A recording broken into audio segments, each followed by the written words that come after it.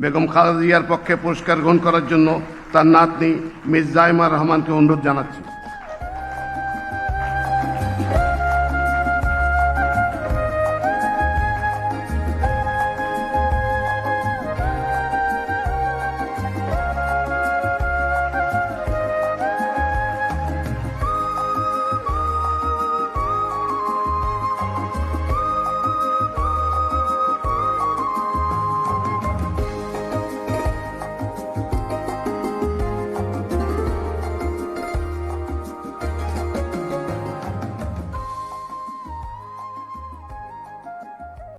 স্বাধীনতা, গণতন্ত্র ও নারী শিক্ষা সহ দেশ গঠনে সার্বিক অবদানের জন্য পুরস্কার পাচ্ছেন এবারে বেগম খালেদা জিয়া মরণোত্তর।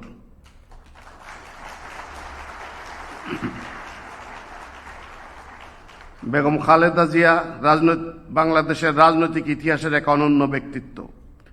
তিনি 1946 সালের 15 আগস্ট দিনাজপুর জেলার একটি সম্ভ্রান্ত মুসলিম পরিবারে জন্মগ্রহণ করেন। তিনি দিনাজপুর সরকারি বালিকা উচ্চ বিদ্যালয় এবং পরে সুরেন্দ্রনাথ কলেজে অধ্যয়ন করেন। বেগম খালেদা জিয়া বাংলাদেশের প্রথম নারী প্রধানমন্ত্রী ও 3 বারের নির্বাচিত প্রধানমন্ত্রী এবং বাংলাদেশ জাতীয়তাবাদী দল বিএনপির প্রাক্তন চেয়ারপারসন।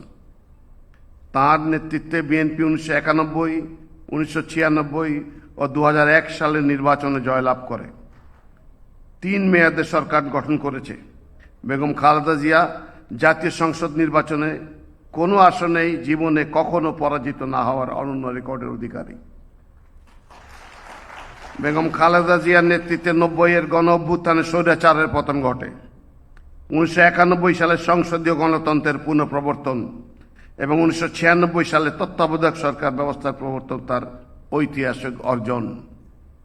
তার সরকারের সময় মূল্য সংযোজন কর ভ্যাট প্রবর্তন, বেসরকারি ও বৈদেশিক বিনিয়োগের বিকাশ, মুক্তবাজার ও বাণিজ্যিক উদারীকরণ, তৈরি পোশাক শিল্পের সম্প্রসারণ, নারী কর্মসংস্থান বৃদ্ধি, অবৈতনিক বাধ্যতামূলক প্রাথমিক শিক্ষা প্রবর্তন, 10ম শ্রেণী পর্যন্ত মেয়েদের বিনা বেতনে শিক্ষা ও উপবৃত্তি প্রদান, শিক্ষার বিনিময়ে খাদ্য কর্মসূচি গ্রহণ, শিক্ষার্থী মূল্যায়নে জিপিএ পদ্ধতি প্রবর্তন করা হয়। তার উদ্যোগে 2 লক্ষাধিক রোহিঙ্গা শরণার্থীকে তাদের দেশে প্রত্যাবর্তনে করা সম্ভব হয়। আপসীন নেত্রী বেগম খালেদা জিয়াকে অসংখ্য মিথ্যা মামলা এবং বারবার গ্রেপ্তার ও রাজনৈতিক প্রতিহিংসার শিকার হতে হয়েছে। পতিত ফ্যাসিবাদী সরকার 2018 সালে তাকে পুনরায় গ্রেপ্তার করে। দীর্ঘ কারাবাসে তিনি গুরুতর অসুস্থ হয়ে পড়লেও উন্নত চিকিৎসা থেকে বঞ্চিত রাখা হয়। 2024 সালের জুলাই গণ অভ্যুত্থানের পর তিনি মুক্তি লাভ করেন। 2025 সালের 30 ডিসেম্বর বাংলাদেশের অবিসংবাদিত এই নেত্রী মৃত্যুবরণ করেন।